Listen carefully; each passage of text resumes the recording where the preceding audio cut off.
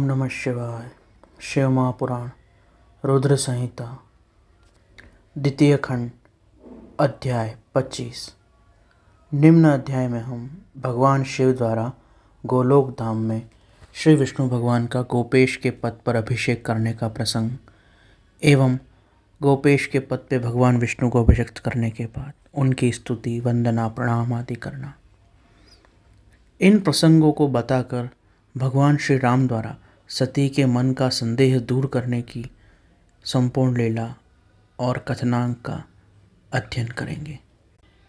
पिछली कथा में हमने ये पढ़ा था कि किस प्रकार सती ने भगवान श्री राम से पूछा कि आपको भगवान भोलेनाथ, जो संपूर्ण जगत के सृष्टा कर्ता पालनहार हैं, वो प्रणाम क्यों कर रहे हैं? आपकी ऐसी महिमा कैसे है? यह रहस्य मुझे समझाइए। उसी के उत्तर में भगवान श्री राम ने कहा, देवी, प्राचीन काल में एक समय परम सृष्टा भगवान शंभु ने अपने परात्पर धाम में विश्वकर्मा को बुलाकर उनके द्वारा अपनी गौशाला में एक रमणीय भवन बनवाया जो बहुत ही विस्तृत था। उसमें एक श्रेष्ठ सिंहासन का भी निर्माण कराया।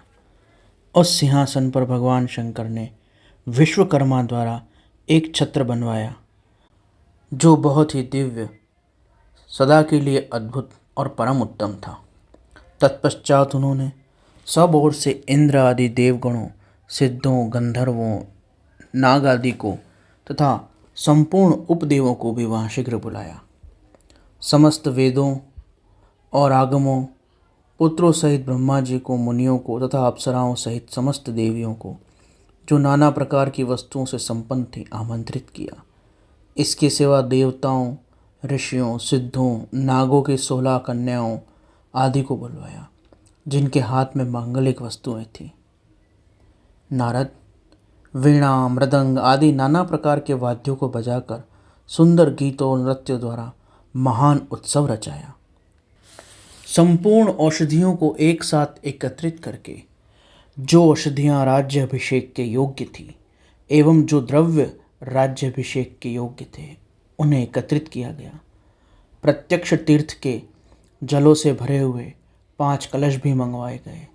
इसके सिवा भी बहुत सी दिव्य सामग्रियों को भगवान शंकर ने अपने पार्षदों द्वारा मंगवाया और वहाँ उच्च स्वर से वेद मंत्रों का पाठ करवाया, वेद मंत्रों का घोष करवाया। देवी, भगवान विष्णु की पूर्ण भक्ति से महेश्वर सदा प्रसन्न रहते थे, इसलिए उन्होंने प्रीतियुक्त हृदय से श्रीहरि को वैकुंठ से बुलवाया और शुभ मुहूर्त में श्रीहरि को उस श्रेष्ठ सिंहासन पर बिठाकर महादेव जी ने स्वयं ही प्रेम पूर्वक उन्हें सब प्रकार के आभूषणों से विभूषित किया। उनके मस्तक पर मनोहर मुकुट बांधा गया, उनसे मंगल कौतुक कराए गए। यह सब हो जाने के बाद महेश्वर शिव ने स्वयं ब्रह्मांड मंडप में श्रीहरि का राज्याभिषेक किया और उन्हें अपना सारा ऐश्वर्य प्रदान किया जो किसी दूसरे के पास नहीं था। उसके बाद स्वतंत्र ईश्वर भक्तवत्सल भगवान शिव ने श्रीहरि की स्तुति की, स्तवन किया और अपनी भक्तवर्षता, पराधीनता को सर्वत्र प्रसिद्ध करते हुए वे लोककर्ता ब्रह्मा से इस प्रकार बोले। महेश्वर ने कहा, लोकेश, आज से मेरी आज्ञा के अनुसार ये विष्णु श्रीहरि स्वयं मेरे वंदनीय पूजनीय हो गए। इस बात को सभी सुन लो। तात, तुम संपूर्ण देवताओं आदि के साथ इन श्रीहरि को प्रणाम करो और ये वेद मेरी आज्ञा से इन श्रीहरि का वर्णन करें, इन श्रीहरि का मेरी ही तरह स्तवन वंदन करें और वर्णन करें। श्री रामचंद्र जी कहते हैं, देवी, भगवान विष्णु की शिव भक्ति देखकर प्रसन्नचित हुए वरदायक भक्तवत्सल रुद्रदेव ने उपयुक्त बात कहकर स्वयं ही श्री गरुड़ ध्वज भगवान विष्णु को प्रणाम किया। उसके बाद ब्रह्मा आदि देवताओं, मुनियों, सिद्धों, नागों आदि सभी ने भगवान श्री हरि नारायण की वंदना की। इसके बाद अत्यंत प्रसन्न हुए भक्तवत्सल महेश्वर ने देवताओं के समक्ष भगवान श्री हरि नारायण को बड़े बड़े वरदान दिए। महेश बोले, हे हरि, तुम मेरी आज्ञा से संपूर्ण लोकों के कर्ता, पालक, संहारक हो। धर्म अर्थ काम के दाता तथा दुर्नीति अथवा अन्याय करने वाले दुष्टों को दंड देने वाले हो। महान बल पराक्रम से संपन्न जगत पूज्य जगदीश्वर बने रहो। समरांगण में तुम कहीं भी जीते नहीं जा सकोगे, मुझसे भी तुम कभी पराजित नहीं होगे। तुम मुझसे मेरी दी हुई 3 प्रकार की शक्तियां ग्रहण करो। एक इच्छा शक्ति, दूसरी नाना प्रकार की लीलाओं को प्रकट करने की शक्ति, और तीसरी तीनों लोकों में नित्य स्वतंत्रता। हे हरि, जो तुमसे द्वेष करने वाले हैं वे निश्चय ही मेरे द्वारा प्रयत्नपूर्वक दंडित होंगे। विष्णु, मैं तुम्हारे भक्तों को उत्तम मोक्ष प्रदान करूंगा।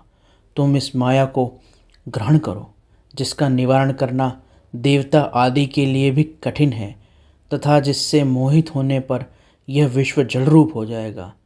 हरे, तुम मेरी बाईं भुजा हो और विधाता मेरी दाहिनी भुजा है। तुम इन विधाता के साथ उत्पादक और पालक हो। मेरा हृदय रूप जो ये रुद्र है वही मैं हूँ, इसमें संशय नहीं।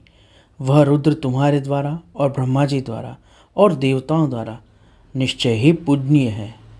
तुम यहाँ रहकर विशेष रूप से संपूर्ण जगत का पालन करो।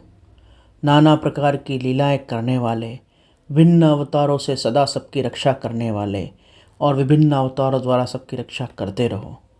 मेरे चिन्मय धाम में तुम्हारा यह जो परम वैभवशाली और अत्यंत उज्ज्वल स्थान है वह गोलोक नाम से विख्यात होगा। हरे, भूतल पर जो तुम्हारे अवतार होंगे वे सबके रक्षक और मेरे भक्त होंगे। मैं सदा उनका दर्शन करूँगा। वे मेरे वर से सदा प्रसन्न रहेंगे। भगवान श्री रामचंद्र जी कहते हैं, देवी, इस प्रकार श्री हरि को अपना अखंड ऐश्वर्य सौंपकर उमा वल्लभ भगवान शिव शंकर भोलेनाथ स्वयं कैलाश पर्वत पर रहते हुए अपने पार्षदों के साथ स्वच्छंद क्रीड़ा करते हैं। तभी से भगवान लक्ष्मीपति नारायण गोप वेश धारण करके आए और गोप तथा गोपियों और गोवों के अधिपति होकर बड़ी प्रसन्नता के साथ रहने लगे। वे भगवान शिव विष्णु प्रसन्नचित्त समस्त जगत की रक्षा करने लगे। इस प्रकार रुद्र संहिता द्वितीय खंड अध्याय 25 का भाग प्रथम यहाँ संपूर्ण हुआ। शेष अगले अंक में। ओम नमः शिवाय।